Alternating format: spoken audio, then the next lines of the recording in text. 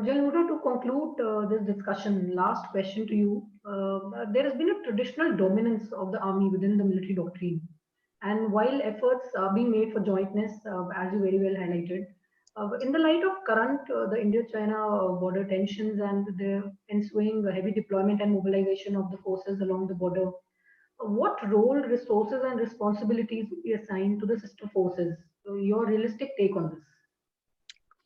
So Divya, the dominance of the Indian Army in the three services is because one of its size.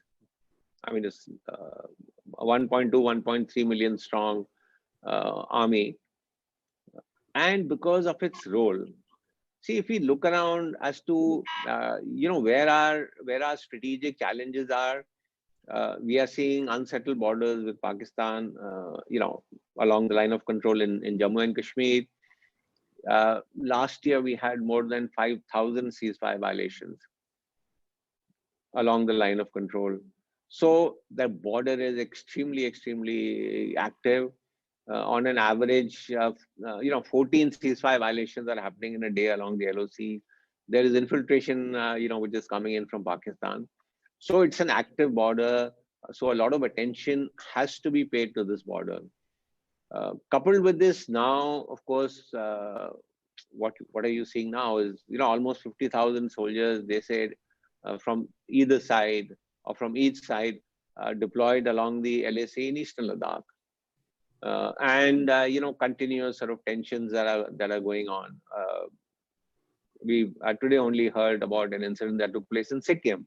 A physical clash between Chinese and Indian soldiers took place with injuries happening on both sides.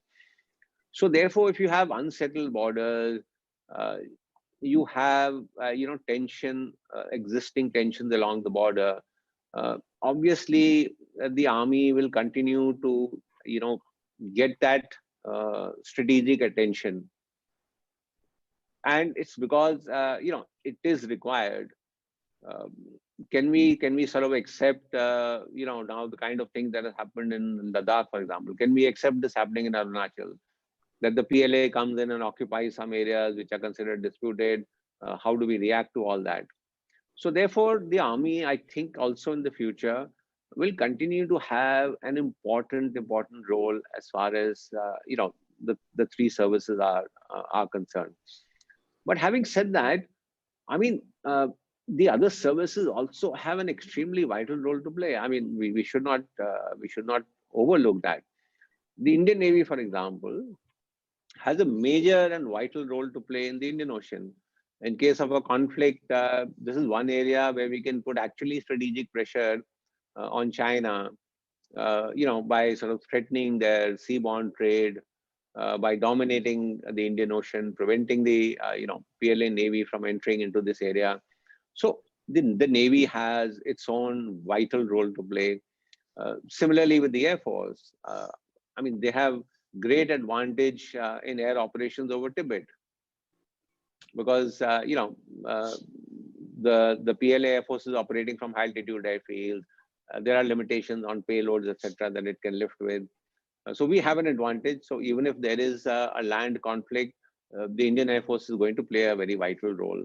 So I think all services are important, but seeing what is happening along our borders, the conflicts that are sort of raging there, the Indian Army will continue to sort of have a prominent role in the three services. Right, Jalmuda, you're right in saying that for obvious reasons, we'll be seeing a dominant role being given to the army. But with this, our discussion today comes to an end. And thank you so much, General Huda, for sharing your knowledge on such an important and complex topic. I am sure it will leave all our listeners much better informed and will add to the existing scholarship on the subject. On behalf of the entire DRAS team, I thank you once again. And personally, it was an honor for me to interview you. Thank you very much, Divya. My pleasure interacting with you. Great questions you asked.